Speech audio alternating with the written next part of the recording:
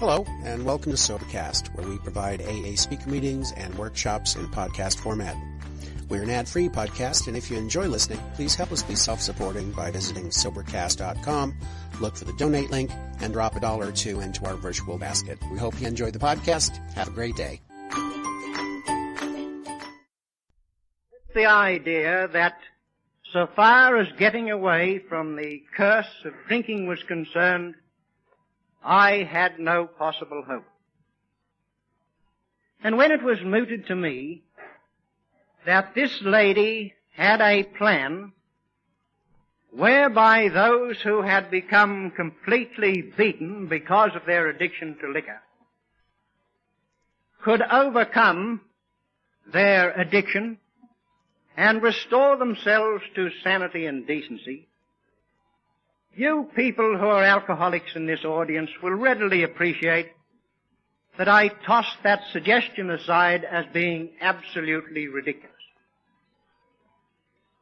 Those of us who had sought the best that science could provide, the comforts and the advice that the medical people could give us, the good people of the religious orders, and the comfort of relatives and friends whose bona fides were beyond question, will readily understand why I could not possibly see that an actress from America had any possible scheme whereby I could overcome my particular affliction.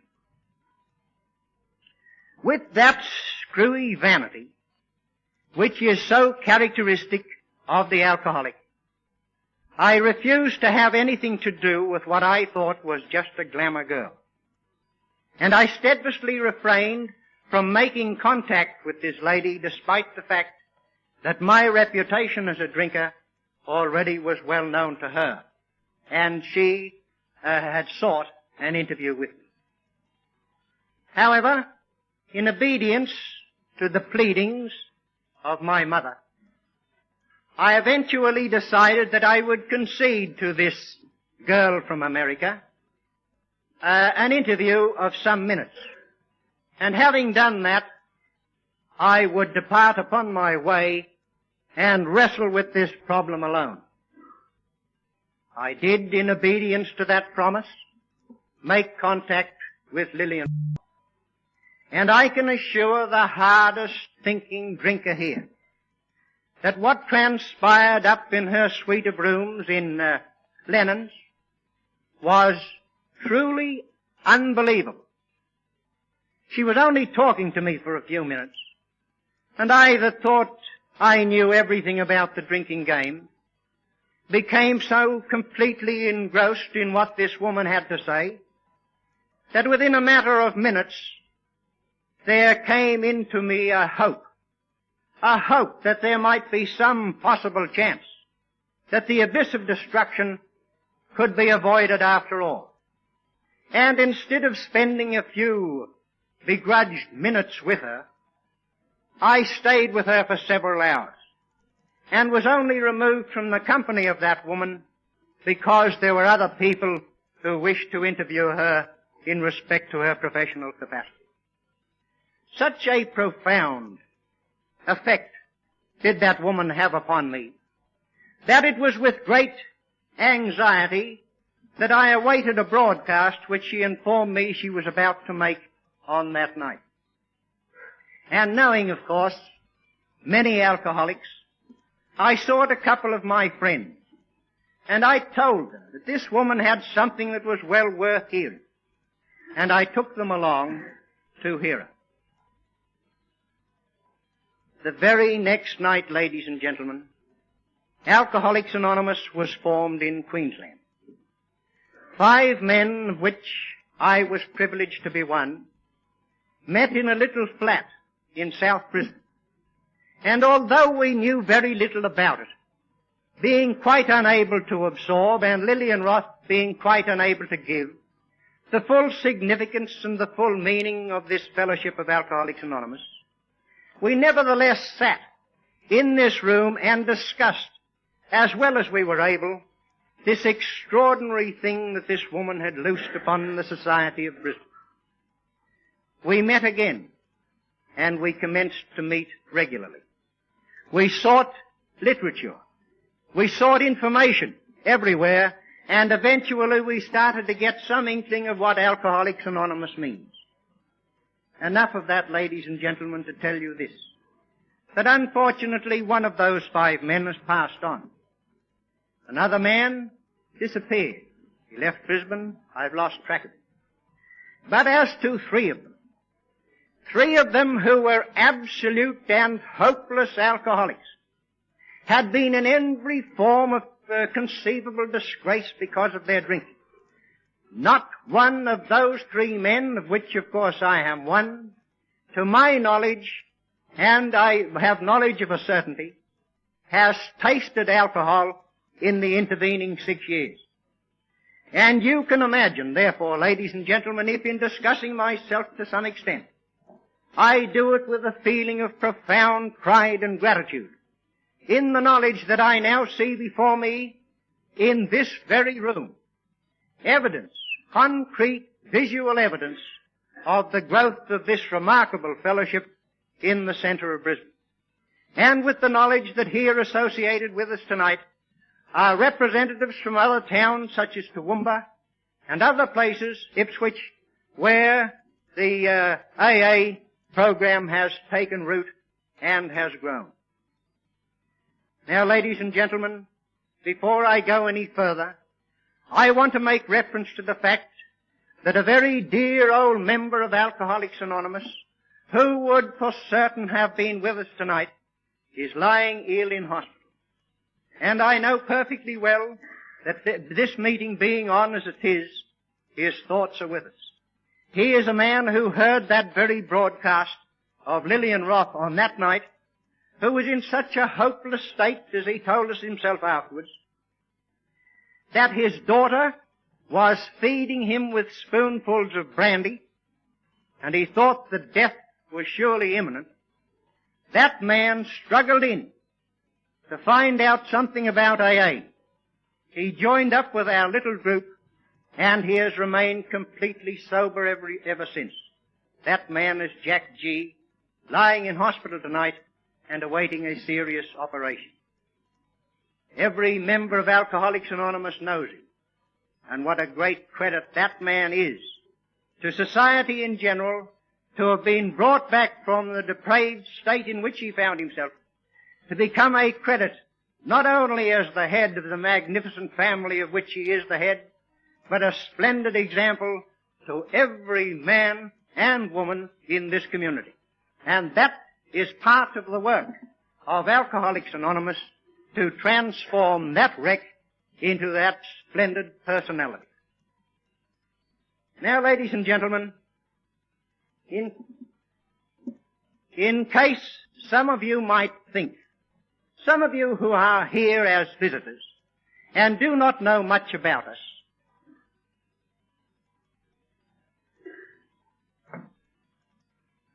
might think that we've got some sort of a fake show whereby we create some sort of a hysteria which enables us to convince ourselves that we've got some means of handling this drinking problem, which must eventually crash when the hysteria disappears. Let me quote to you from our copy of The Grapevine, which is the official paper of Alcoholics Anonymous coming from headquarters in America. Something which has transpired in America. And I think it will convince any open-minded person, however doubtful he might be at this stage as to our bona fides. In America, there is an organization known as the American Public Health Association.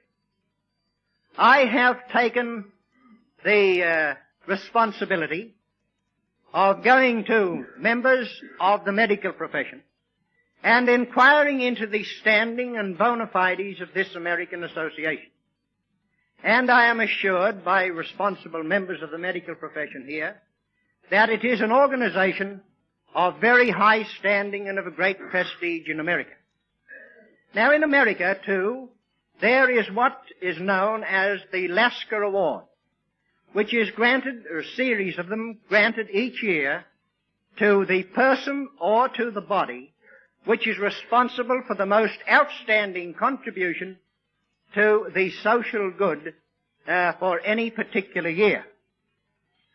To those of you who are unbelievers and think that we have got some sort of a sham show, I am going to quote a short excerpt from the citation associated with the Lasker Award, which was given to no less a body, acknowledging it as being responsible for the greatest contribution of the year to the social good and in remedying a social evil, to no other body than Alcoholics Anonymous. And, ladies and gentlemen, this is part of what it says. Chosen for the conspicuous honor by the American Public Health Association, Alcoholics Anonymous has been formally presented with one of the highly significant Lasker Awards for 1951, in recognition of its unique and highly successful approach to an age-old public health and social problem. Now, I'll not read the whole citation, but listen to this, coming from the hard-headed people of America. Historians may one day point to Alcoholics Anonymous as a society which did far more than achieve a considerable measure of success with alcoholism and its stigma. They may recognize Alcoholics Anonymous to have been a great social venture in social pioneering, which forged a new instrument for social action, a new therapy based on the kinship of common suffering, one having a vast potential for the myriad other ills of mankind. Now I know, ladies and gentlemen, that there are scoffers in every community. I know it from my early association with Alcoholics Anonymous. I know it from the know-alls and the wise people who seemed to think that they possessed an intellect far above that of their fellows, that this organization or fellowship, as we choose to call it, did not possess the bona fides which we early members of Alcoholics Anonymous really believed it did possess. I quote, therefore, this passage from that citation in order that you can make up your own minds as to whether or not this fellowship, which has brought so much happiness and peace into the homes of hundreds of people in this city and other cities in Australia already, is something which is to be acknowledged at least with respect and seriousness. Now, ladies and gentlemen, it is not much use talking to anybody about Alcoholics Anonymous unless they are humble enough to listen to what we have to say. And some of the things which I'm going to say in this comparatively short address may sound prima facie to the person who's not convinced that he's an alcoholic insulting. And if they do, I'll be glad. For there's one way of piercing the skin of the vain peacock hypocrite that is the alcoholic, and that is by insulting him. I know, because it was one of the ways of throwing me. Ladies and gentlemen, and alcoholics in this audience who have not yet acknowledged that they are alcoholics, I want to tell you, because Alcoholics Anonymous authorizes me to tell you, that you are subnormal people. Of course, those of you who have money, and those of you who are in society, and those of you who are supposed to belong to the upper strata of society, will immediately reject any suggestion that you belong to the subnormal class. But let me tell you, as a subnormal to other subnormals, that any man who is prepared to abdicate his responsibilities to his family, any man who is prepared to bring into the home of which he is a member and in respect to many of which he is the acknowledged master, the disgrace and the worry and the distress and the ruin that the alcoholic brings into his home has one of two alternatives to choose from. He is inflicting that sadistic cruelty on those who are associated with him immediately and proximately in the home, and not so proximately in the various circles in which he associates, is doing that for one of two reasons. If he possesses any regard whatever for the basic decencies of life, he doesn't want to inflict tragedy and sorrow on those who love him and on those who are dependent upon him. Therefore, he will surely say this, if he had the opportunity of replying to me: I do not do that by desire.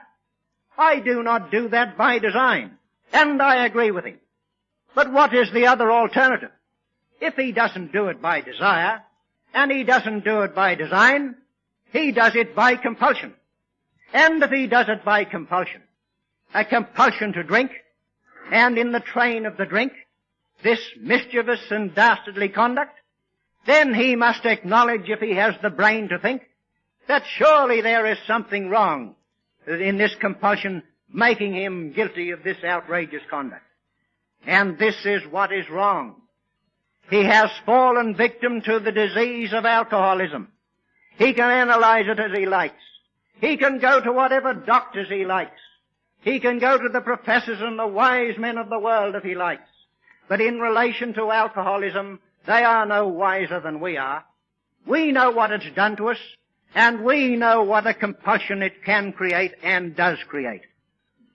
Let me tell him then, this potential alcoholic or this real alcoholic who has not made acknowledgement of the fact, that he can get rid of this obsession. He can get rid of this terrible handicap under which he's living.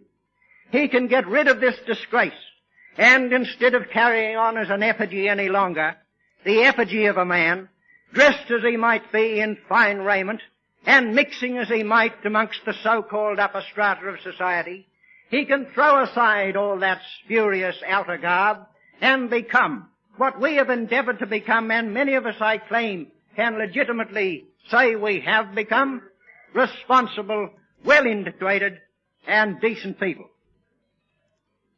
If he will only be humble enough, therefore, to listen to me as a spokesman for AA and not in my personal capacity at all, he will learn, if he's a wise man, he will learn with a profound degree of pleasure that what he has secretly considered in himself to be a defect in his moral character, to be guilty of such rottenness towards those to whom he should show kindness and consideration, he will get great comfort indeed in the knowledge that he is suffering from a disease just as assuredly as many of the poor incurables are suffering from diseases in the various hospitals in this city tonight. And once he acknowledges this fact, once he realizes this fact, that he's not a bad man, that he's not a rotten man at all, that he's doing this thing under a compulsion, surely then, and when he realizes that we have the answer in Alcoholics Anonymous, he'll do something about it. If he doesn't, that man is rotten, that's all. That's all. The moral responsibility arises once he knows that he is suffering from a disease. Of course, he could put up this spurious argument: if I'm suffering from a disease and I can't help what I'm doing, what can I do about it? How can you blame me? There is no escape by that door, let me tell the alcoholic unacknowledged. Alcoholics Anonymous shows him that that's where the moral responsibility begins. And all his greatness outside, all his parading before his fellows, and all his appearances in the press and elsewhere must go by the board as prime considerations for living. What is the prime consideration for living, ladies and gentlemen, is this: that you have acknowledged at last that you are a subnormal person in relation to liquor. And it's as plain as the nose on your face.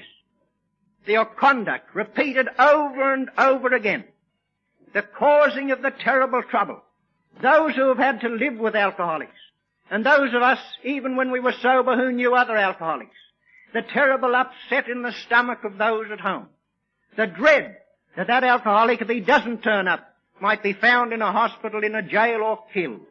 And then when he does turn up, to turn that home from what it should be, a place of refuge from the worries of the day and some sort of peace and harmony, into a torment and a ferment.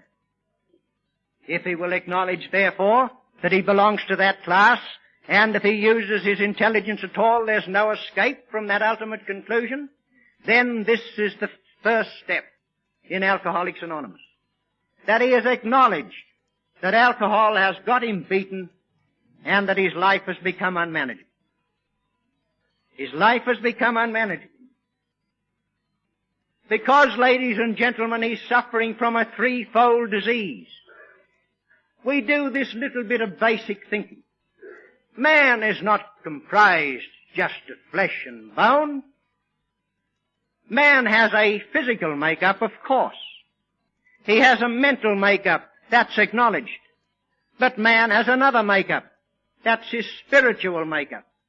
And we've discovered that the alcoholic, for some reason, unknown, completely inexplicable, becomes diseased, upset, chaotic, if you like, in all three facets of his nature. And the idea of Alcoholics Anonymous is to enable him to straighten out, to make healthy those three facets of his nature. We know perfectly well, of course, how ill we become physically. That needs no stressing. For only those of us who have been alcoholics can know what that illness is like. Ladies can have what you like thrown in. It's the worst suffering on earth. Ladies and gentlemen, those of us who are alcoholics know what the mental suffering is like. The mental torture of the alcoholic. That torture which drives men to suicide. Men with money, many of them, men with position, men with prestige, driven to suicide. Why? Because of the mental torture that only the alcoholic knows. And we think if we could only get ourselves mentally right, and we could get ourselves physically right, that would be the end of our trouble. That we would be no longer different to other men, that we'd be able to go down the street and have a drink, like our fellows who can have a drink and can drink socially. Oh no, we can't. We fail to realize that we are ill spiritually, that our relationship with the great unknown, the great universe, too, has become distorted. And so we set about in most profound humility, not trying to set ourselves up as any Bertrand Russells or anybody of that description, who will explain everything but the first cause, who will start off accepting a premise, however, be that as it may. We set out in profound humility to try and make ourselves healthy in all three respects. And the first step, therefore, is to humbly acknowledge that we're beaten, that alcohol has got us beaten, and that our lives have become unmanageable. And when we have taken that step, not taken that step in any sort of lip service to it, and once you have got that step over, then you're on the way to AA. But until you've got that step over, it's no use coming into Alcoholics Anonymous at all. Be one of the wise men. Set yourself up with that great brain of yours and carry on. And the best thing you can do with it is hit it hard against a brick wall, because that's the only way of getting any sense into it. I know, because I am an alcoholic. I'm not saying of you anything that I'm not prepared to say about myself. But then, ladies and gentlemen, when we have done that, we realize this. We have sought everything that science could provide. We have been made completely, physically sober. We have been nursed back to physical health.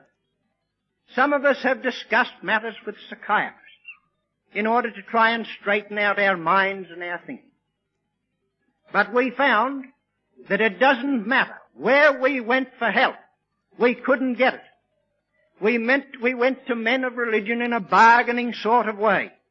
As much as to say, all right, God, if you keep me sober, I'll think a lot of it. something of that description. We went here and there, we sought all sorts of quack medicine.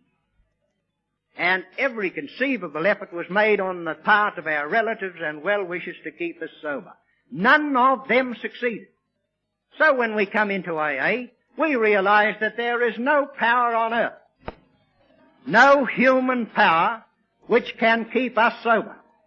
And if you go up to the watch house tonight and see the poor unfortunates that are there as derelicts, discarded by society, you will realize that society is at its wit's end in relation to the alcoholic. It can do nothing for him, and we know perfectly well that that is true. So we must look beyond. Look beyond human aid. We're lost. We belong to the lost, absolutely. And therefore, we come to believe that a power greater than ourselves can restore us to sanity. And this deals with the spiritual side of our program. Now, ladies and gentlemen, don't think for one moment that I'm going to start talking religion to you. I'm not.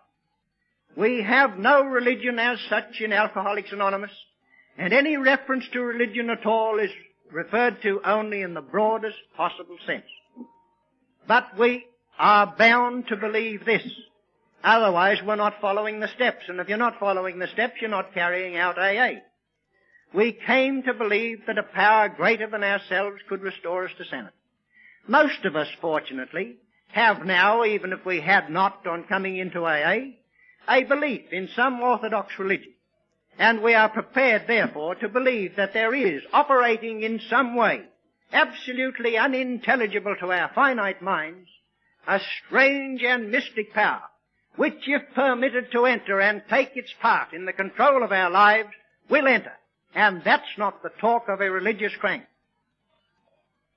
You will find, when you're humble enough to acknowledge that this power can enter into your life, that that chaotic state of mind, together with the practice of the other steps, which I will refer to briefly in a moment, will enable you, who throughout your drinking career as an alcoholic has not known one moment's peace, and I'll defy any alcoholic who is unacknowledged yet as an alcoholic, to contradict me when I say that from the time we became alcoholics, that's compulsive drinkers, when we passed from the realm of social drinkers across that thin dividing line into the realm of compulsive drinkers, we have not known one moment's peace, real peace of mind, for this strange reason, that when we were sober, there was some strange compulsion. We know it now to be a compulsion, gnawing at us, flaying us, driving us back to the drink.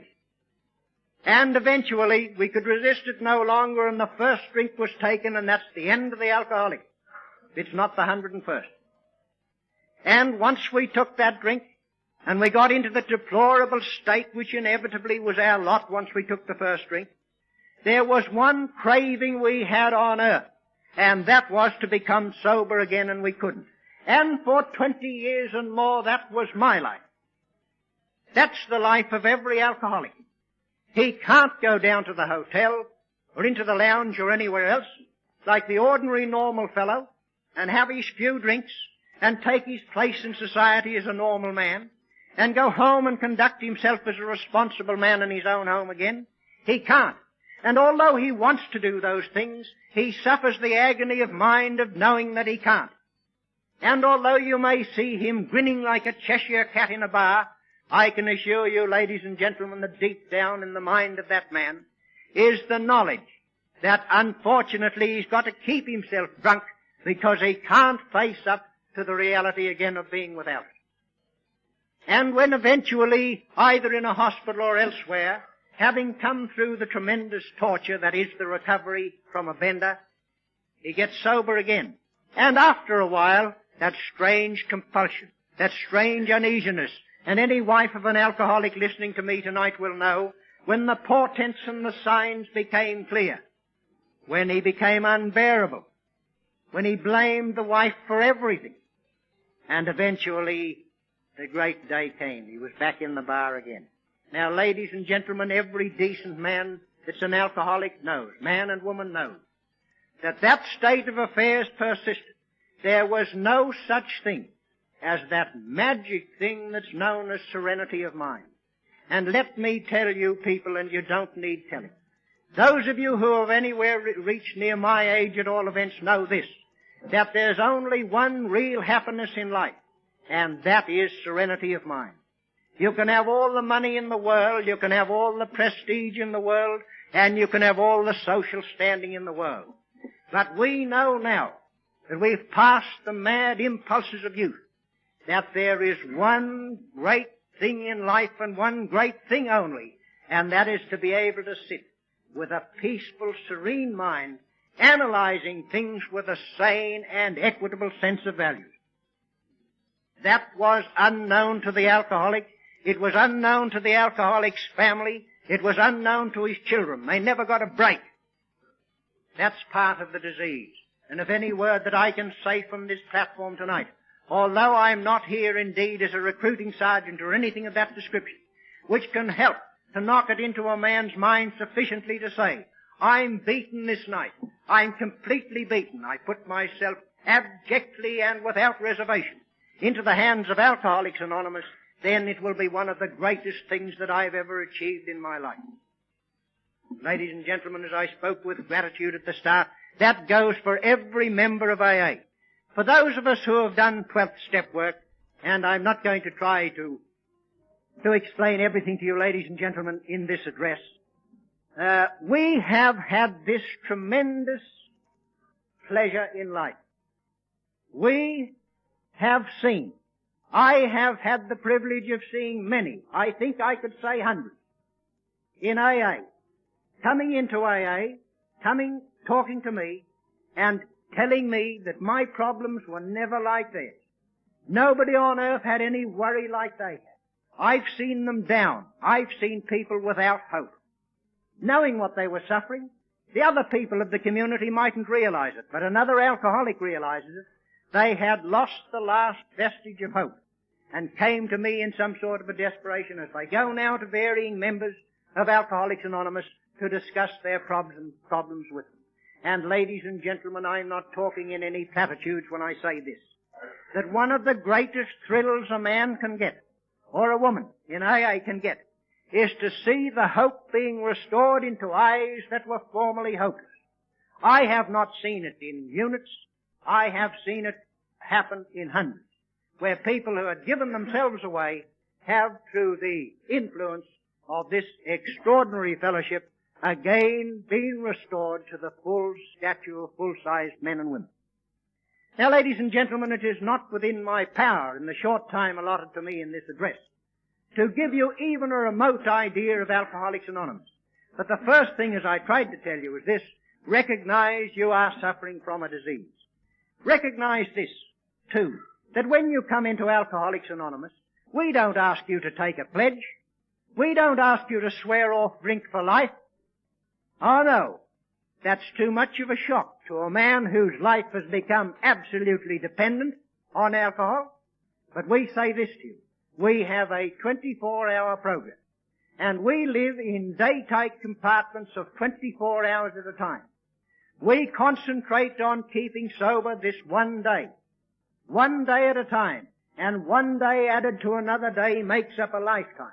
And by that means, ladies and gentlemen, some of us now have enjoyed continuous sobriety extending over a period of 6 years. We therefore offer you our 24-hour program. Don't balk at it, just think of it for a while. How many of you men and women have sat and thought of what you once were? The old pug, for instance. The great old fighter, what he might have been once. And, of course, the new man comes along. And the young fellow comes onto the scene and he's thrown aside. The old fellow must give way. He sits and broods about it. And eventually you see him a drooling drunk, worrying about what he once was. The great actor that once got the plaudits of the thousands and is no longer in demand, sitting brooding about what he once was. What's it matter if they flapped their heads off in the years gone by, or they hurrayed for him at the stadium, or the great professional man that was once at the top of the tree in his profession? If today he's sitting in a park, burying his head in his hand, and worrying about he once was. We all did that. We all knew we were on the toboggan, down, down, down, and a clean suit in the morning if we had one was no excuse, was no saviour for us to keep us from that toboggan. Ah, no, we say that's gone. If we were a failure yesterday, what's it matter if we're a success today and we're living that success in our day-tight compartments of 24 hours? What's it matter if we were the hero of yesterday, if we're the park dweller of today? Does it make sense? So we say that continuous todays, an eternal present, as it were, is the secret of living a sane and a successful life. Likewise, ladies and gentlemen, we don't sit in apprehension for the future. We don't sit worrying about what the position is going to be in 10 years' time. But when we were alcoholics, we did. We added to the worries of today, the regrets of yesterday and the fears for tomorrow, a burden which no human mind could carry. That's, of course, why we were so completely chaotic. So we've given that away too. And we know that the insurance, the best insurance for tomorrow, is to tackle the jobs that are before us today, and to do them as well as sane and responsible people can do them. And when you do the appropriate thing for today, that is the best preparation to meet, so far as human agency can meet, the problems that are going to arise tomorrow. Ladies and gentlemen, we have what we call our 12th step program. We don't go coddling anybody. Unfortunately, some mothers and wives ring us up and say, my husband's on the booze, come out and get him off. Well, it'd be just too funny, particularly if he's a big fella. You see, ladies and gentlemen, we can do nothing without the cooperation of the person concerned. And until the person concerned is prepared to get away from the alcoholic cowardice, the cowardice that converts a man into a cur, whether he's well-dressed or otherwise, and is prepared to acknowledge defeat, then we can do nothing for him. But in our 12th step work, we assure you of this, that once we are satisfied that a man is genuine, once we are satisfied that he really wants Alcoholics Anonymous, there is no member of Alcoholics Anonymous that will not extend the hand of friendship, the hand of help, will not give him the explanations, the talk about his own experiences, and will not go to any reasonable lengths whatever in order, as I say, to make that gleam of hope appear in the eye which was formerly hopeless. Now, ladies and gentlemen, this is the 6th anniversary. You may want tests. You may want tests as to whether this is a success. If I tell you that I could call up from this audience, if I chose and they would be willing to come, men and women who have been metho addicts, men who have a record of convictions for alcohol as long as your arm, would you say then it was a success? If I can give you the practical test, and there are men and women who would be prepared to come out of this audience and testify, and bear their testimony by proofs, that they have been so far gone that they lost every vestige of human decency, that they were prepared to live like animals and batten on the rest of society. I'm not saying this out of any sense of disrespect, of course, but everything in this world is surely proved by evidence. And the best evidence you can produce in anything is an example, or a series of examples, where certain theories and tests have proved absolutely successful. And if people who are not yet completely gone down want some proof that this thing can work, and these people come forward who formerly slept in parks and went right down to the lowest standard to which man can descend, and today are taking their place in this community with the same degree of respect and dignity as is the governor himself, will you acknowledge to me then, in your sense of fairness, that Alcoholics Anonymous has something which is not to be found in any other organization or within the power of any other individual in the world. Let me make, therefore, on this birthday meeting, acknowledging as I acknowledge, and on behalf of the other members of Alcoholics Anonymous acknowledge, our gratitude to those people who brought it to Australia, and to the greatest of great men, Bill, the founder of Alcoholics Anonymous himself, acknowledging our gratitude and our thanks for enabling us, who were the pariahs of society, enabling us, who were the destructive elements in our own home, enabling us, who were the disgrace of the suburb in which we lived, enabling us, who made default in giving help and carrying the burdens of others when by right and by responsibility we were called upon to carry them. To give us, who caused such terror and such misery and such disgrace, the right to walk the streets with the full stature of human dignity, which is the birthright of every decent person. Enabling us, for whatever time we might still have to live, to observe those basic decencies which were always recognized by us, to carry out the tenets which were instilled into us when we were kids and when we were young people, before we fell victims to this dread disease. To think that this humble fellowship has given us the right not only to redeem ourselves, not only to make some reparation to those that we injured, not only now to carry the burdens for those who are old and dependent upon us, and to bring back into that suburb some degree of respect to the old home in which we live, but to enable us to go out into the world and take by the hand some other poor wretch which is struggling in that mire, and help him onto his feet in order that he again may be able to proceed with the mantle of dignity again descended upon his crushed shoulders.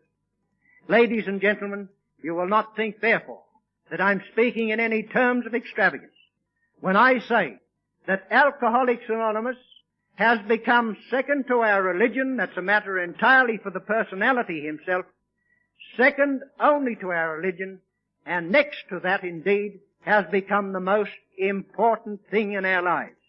And if I were asked, speaking personally, what honor I would like conferred upon me in this state or in any other state of society, I mean this when I say that the greatest tribute and the greatest respect that any people can pay to me is to have been a good and honest member of Alcoholics Anonymous.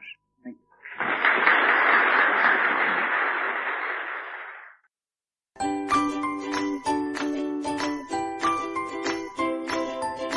Thanks for listening. I hope you enjoyed the podcast. Sobercast is ad-free, and we'd like your help in order to keep it that way.